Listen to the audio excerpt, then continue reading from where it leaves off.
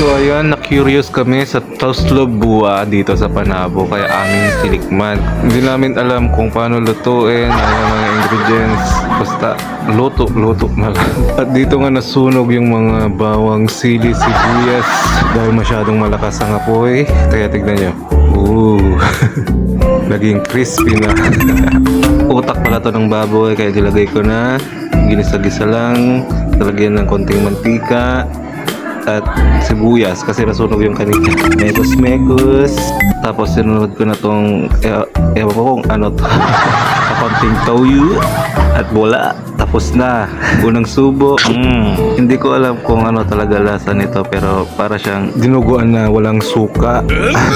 Pero masarap naman. Nanonood siya sa space ng bungal ko. Malinamnam, masarap. Ewan ko kung ito talaga yung lasa niya. Hindi namin alam.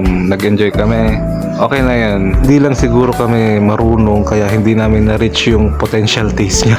Ignorante lang talaga siguro kami kaya hindi namin alam yung lasa. Kaya kung gusto niyong tikman, punta lang kayo dito sa ewan ko kung saan address to. Hindi ko kabisado. Yun lang.